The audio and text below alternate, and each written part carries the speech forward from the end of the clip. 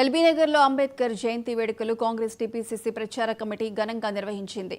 రాజ్యాంగంపై జరుగుతున్న దాడులను నిరసిస్తూ జై బాబు, జై భీమ్, జై సంవిధాన్ అనే కార్యక్రమంతో అంబేద్కర్ విగ్రహం వరకు పాదయాత్రగా వెళ్లారు. ఈ వేడుకల్లో కమిటీ చైర్మన్ మధు యాష్కి గౌడ్, మల్రెడ్డి రామ్రెడ్డి పాల్గొని అంబేద్కర్ విగ్రహానికి పూలమాలలు వేసి నివాళులర్పించారు. రాష్ట్రంలో అన్ని వర్గాలకు సమాన హక్కులు కల్పించేందుకే సీఎం రేవంత్ కులగణన చేపట్టారని చెప్పారు.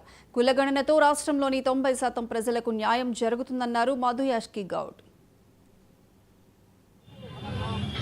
కాంగ్రెస్ పార్టీ ప్రభుత్వం రేవంత్ రెడ్డి గారు ముఖ్యమంత్రిగా సమాన హక్కులు కలిగించడం కొరకై కుల గణన చేపట్టడం జరిగింది.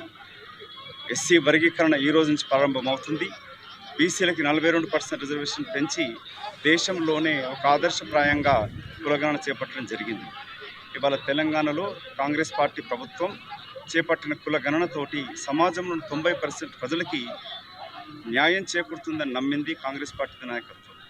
రాహుల్ గాంధీ గారి పిలుపు మేరకు దేశం మొత్తంలో కూడా ఈ జై బాపు, జై భీమ్, జై సంవిధాన్ నినాదంతో కులగణన జరపాలి, 90% ఉన్న ప్రజలకి దేశ వనరులు పంచాలనే ఒక ఆలోచనతోనే ఈ ఉద్యమం చేపట్టాం.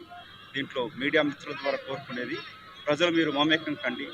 ఇవాళ భారత రాజ్యాంగ కర్త, భారతరత్న బాబాసాహెబ్ రచించిన రాజ్యాంగం ఆర్టికల్ 3 ప్రకారంగానే తెలంగాణ రాష్ట్రం సిద్ధించింది. ఈ రాష్ట్రం కాపాడుకోవాల్సిన అవసరం ఉంది. కాంగ్రెస్ పార్టీ ప్రభుత్వం రేవంత్ రెడ్డి గారు ముఖ్యమంత్రిగా సమాన హక్కులు కలిగించడం కొరకై కుల గణన చేపట్టడం జరిగింది. ఎస్సీ వర్గీకరణ ఈ రోజు నుంచి ప్రారంభమవుతుంది. బీసీలకి 42% రిజర్వేషన్ పెంచి దేశంలోనే ఒక ఆదర్శప్రాయంగా కులగణన చేపట్టడం జరిగింది. ఇవాళ తెలంగాణలో కాంగ్రెస్ పార్టీ ప్రభుత్వం చేపట్టిన కులగణనతోటి సమాజంలోని 90% ప్రజలకి న్యాయం చేకూరుతుందని నమ్మింది కాంగ్రెస్ పార్టీ నాయకత్వం. రాహుల్ గాంధీ గారి పిలుపు మేరకు దేశం మొత్తంలో కూడా ఈ జై బాపు, జై భీమ్, జై సంవిధాన్ నినాదంతో కులగణన జరపాలి, 90% ఉన్న ప్రజలకి దేశ వనరులు పంచాలనే ఒక ఆలోచనతోనే ఈ ఉద్యమం చేపట్టాం. దీంట్లో మీడియా మిత్రుల ద్వారా కోరుకునేది, ప్రజలు మీరు మమేకం కండి.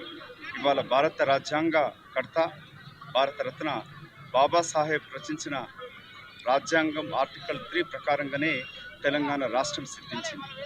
ఈ రాష్ట్రం కాపాడుకోవాల్సిన అవసరం ఉంది.